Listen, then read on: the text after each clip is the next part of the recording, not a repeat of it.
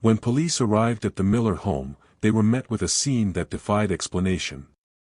A 17-year-old boy lay lifeless on the bedroom floor. His injuries spoke of a brutality that suggested unrelenting rage. His stepmother, Lisa Miller, sobbed uncontrollably, her hands trembling as she pointed to the shattered window. She told officers an intruder had broken in, that a struggle had taken place, that Jason was caught in the middle of it. But as detectives combed through the evidence, a different story began to emerge, one that had been whispered about in hushed tones long before that night. A devoted father. A beloved son. A woman trapped between them. To neighbors, the Millers seemed like any other family, a father who worked tirelessly, a stepmother who tried to fit in, a son who was just beginning to find his way in the world. But within those walls, emotions had been building, tensions had been rising, and what started as unspoken resentment would soon ignite into something no one could walk away from. This is a story about jealousy. About betrayal.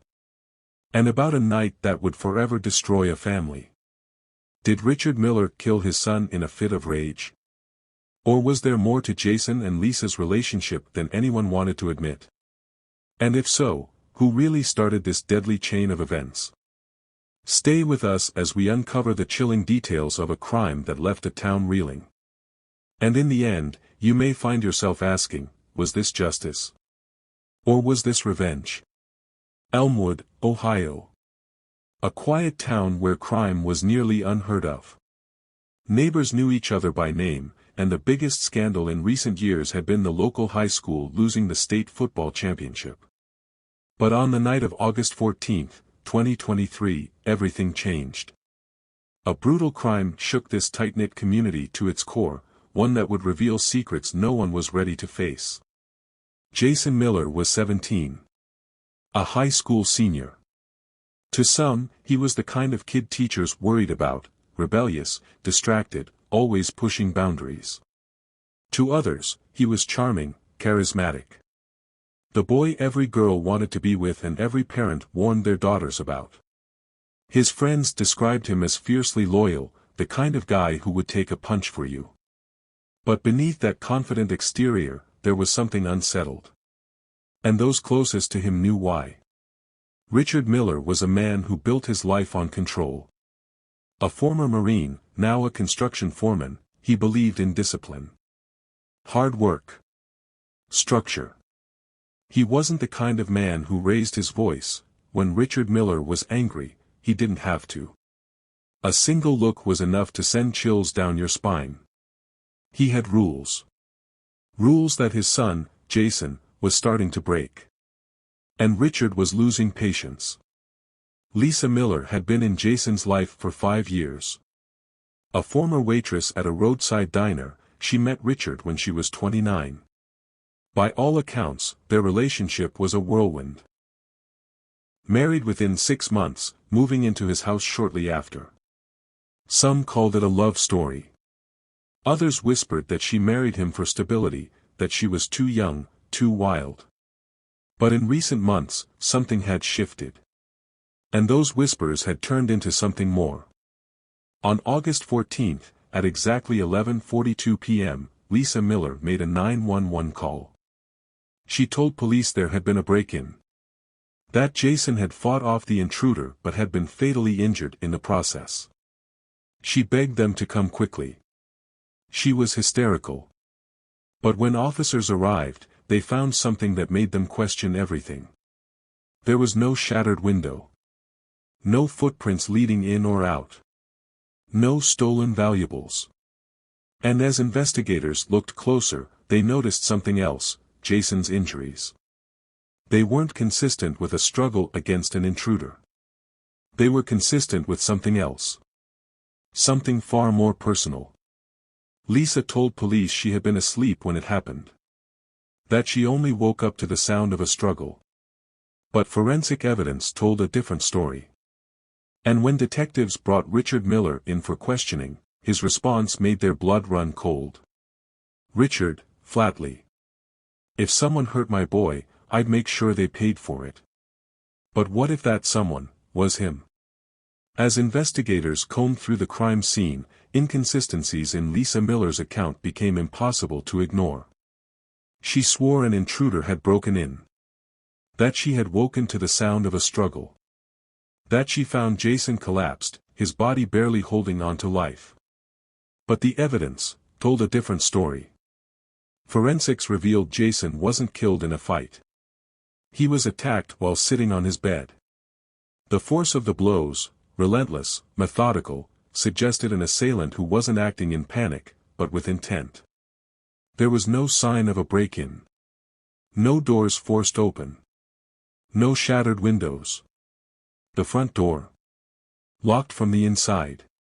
The only way someone could have entered that house was if they had a key.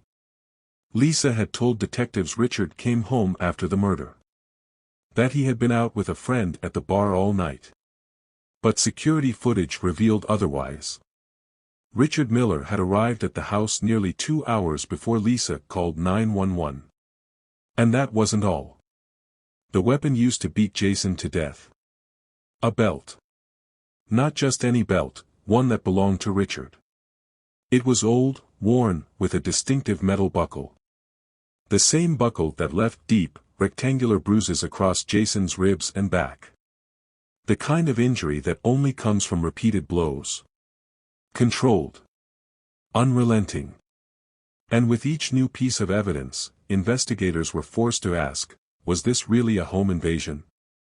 Or was Jason murdered by someone in his own family? Lisa Miller sits across from detectives. She wipes her eyes, sniffling. Her voice wavers as she speaks. Lisa Miller. I loved Jason like my own son. He was a sweet boy, but he had his problems. Lisa's grief seemed real. Her tears genuine. But something in her words unsettled detectives. She spoke of Jason in the past tense, as if preparing the world for a darker truth. And as they questioned those closest to him, another story began to emerge. When Jason's best friend, Tyler, was questioned, he had this to say. Tyler. Jason told me his dad was crazy jealous. Like, paranoid. He thought every guy who looked at Lisa wanted to steal her. Hell, even Jason felt like he had to walk on eggshells around him. Another interview, one of Jason's ex-girlfriends. Ex-girlfriend, hesitant. Lisa and Jason, they were way too close. At first, I thought maybe she was just, like, being maternal or whatever. But it didn't feel like that. It felt off. Jason told me once, he thought his dad was onto them. Jason's phone had been locked with a 6-digit code. But inside, it held the truth investigators had been searching for. Text messages. Hundreds of them. Between Jason and Lisa. Jason. We have to stop. Lisa. I know, but I can't. Jason. He's going to find out. Lisa. I love you, Jason. I don't care what anyone says. Then, a second revelation. An audio recording, hidden among Jason's voice memos.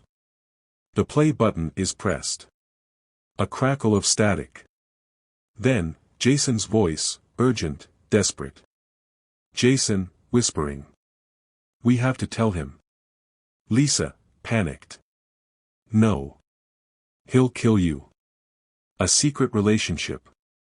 A father consumed with rage. And a murder that was never meant to be discovered. But the biggest question remained, did Richard Miller know? Or had Lisa's betrayal pushed him to do the unthinkable? The confrontation, 1.5 to 1.75 hours. This all started with Richard finding Jason's phone. The discovery was accidental. A single notification, a text message that should have never been seen. But Richard saw it. And in that moment, his entire world shattered. Jason. We have to tell him, Lisa. We can't keep hiding this. Richard's eyes flick back and forth, reading the messages. His expression hardens, his grip tightening on the device. Lisa. No. He'll kill you. Jason. I don't care anymore. I love you. A sudden crash, Richard hurls the iPad across the room. The screen shatters. He stumbles to his feet, his breath ragged, eyes burning with fury. Upstairs, Jason's phone vibrates on his nightstand, another message sent. But this time, it's Richard who reads it. There was no mistaking the words. No way to rationalize what he had just uncovered. His wife, his own wife, was having an affair. And not just with anyone. With his son. Lisa was in the bathroom, running a brush through her hair. She hummed softly, unaware of the storm brewing downstairs. Then, a sound. Heavy footsteps. The bathroom door slams open, hitting the wall. Richard looms in the doorway, his face red with fury, his hands clenched into fists. Richard, voice shaking, barely restrained rage. How long? Lisa freezes, the brush slipping from her fingers. She blinks at him, feigning innocence. Lisa. What? Richard lunges, grabbing her wrist, dragging her toward the bedroom. He throws Jason's phone onto the bed, the screen still glowing with their messages. Richard, roaring. How long, Lisa? Lisa's face drains of color. She swallows hard, her hands trembling. Lisa, whispers. Richard, please. Richard. You've been screwing my son behind my back. A silence that stretches for eternity. Lisa's lips part, but no words come. She doesn't deny it. She doesn't even try. And that's when Richard knows, this isn't a misunderstanding. It's real. It's been real for a long time. Down the hall, Jason's bedroom door creaks open. He stands in the shadows, his face pale, his eyes wide with fear.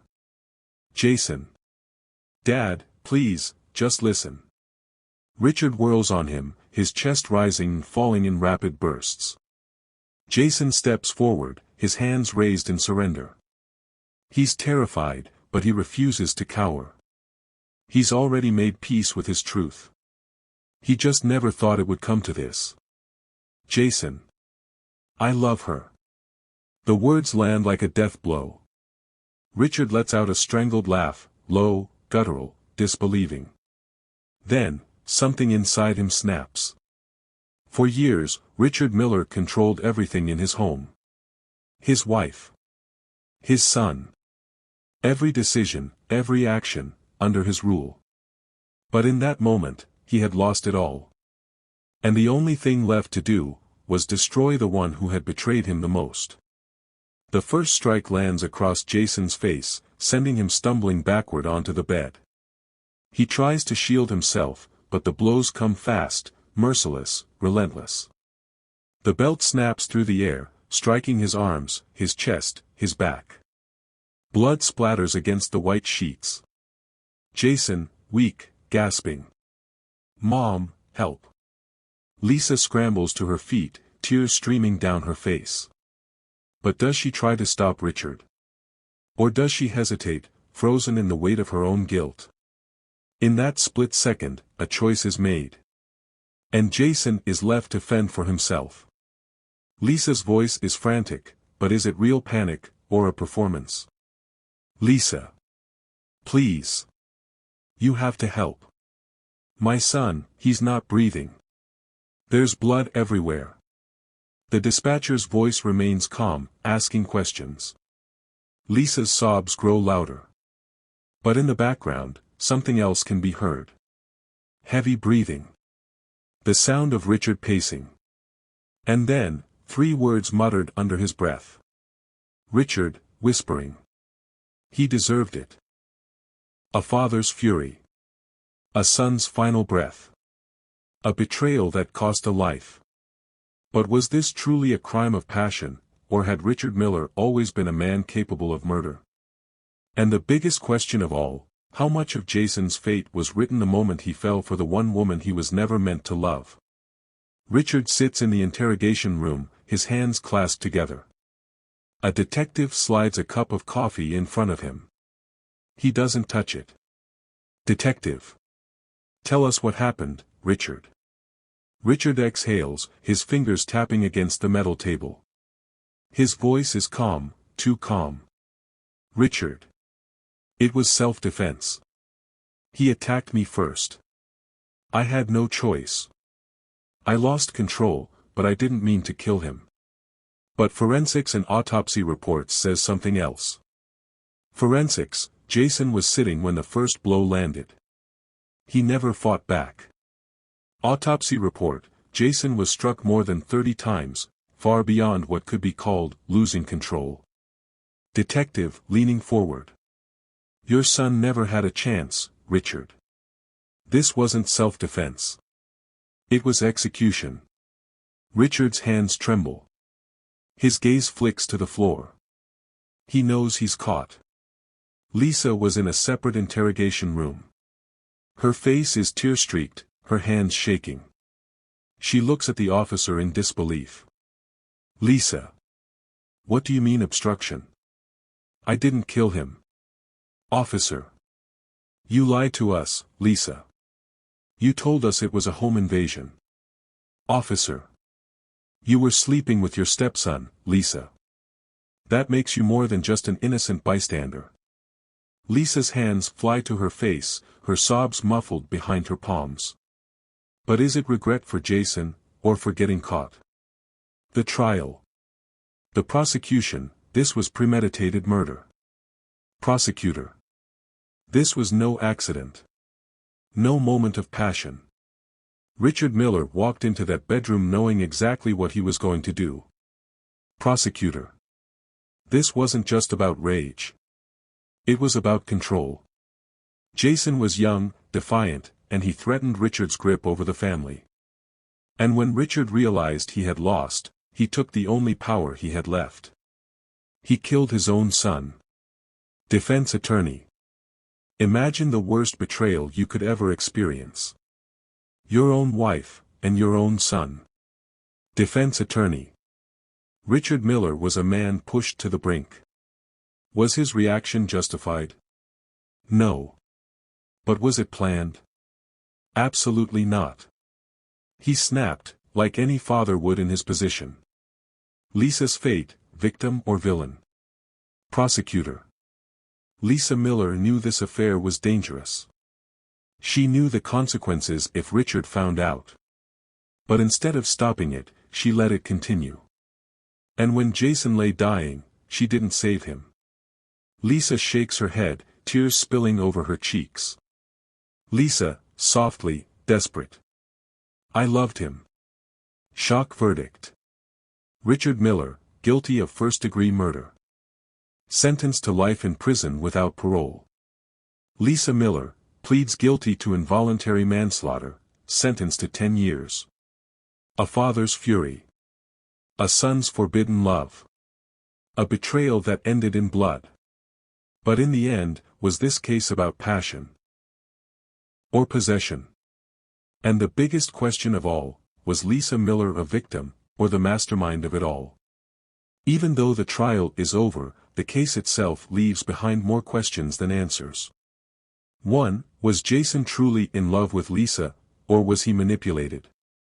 Some believe Jason was a confused teenager, desperate for affection, falling victim to Lisa's manipulation.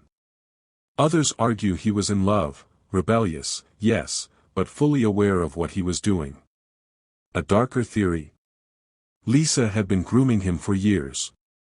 Psychologist analysis, voiceover. Teenagers in vulnerable situations often mistake control for love. The real question is, was Jason in control of this relationship, or was he being controlled? 2. Did Lisa orchestrate everything? The mastermind theory. Lisa seduced Jason to manipulate both him and Richard. When things spiraled, she framed herself as a victim. The tragic lover theory. Lisa genuinely cared for Jason but underestimated the consequences. The opportunist theory. She played both sides, waiting to see who would protect her the most. Lisa's sentence was lighter than Richard's. Did she truly deserve it? Or did she play the ultimate long game, walking away with only a decade behind bars? 3. Was Richard's crime a moment of madness, or long-brewing jealousy? The crime of passion argument. Richard snapped. A man who felt utterly betrayed, acting in blind rage. This was not premeditated, just an emotional explosion. The possessive father theory. Richard had always been controlling. He was losing control of both his wife and son. This wasn't about betrayal, it was about power. Psychologist. Men who are extremely possessive often don't see their families as individuals but as extensions of their own identity. When Richard realized he had lost control, his son became an enemy, not a victim. 4. Could this have been prevented? Did friends and family ignore the red flags? Could Lisa have stopped Richard before it was too late? What would you have done in Richard's place? A father's fury. A son's forbidden love. A betrayal that ended in blood. But was justice truly served? Or is there more to this story? Drop your thoughts below. Was Lisa a victim or a villain? Was Richard a heartbroken father or a monster? And most importantly, do you believe this was love, or manipulation? Like and subscribe for more true crime breakdowns. Because every story has a final confession.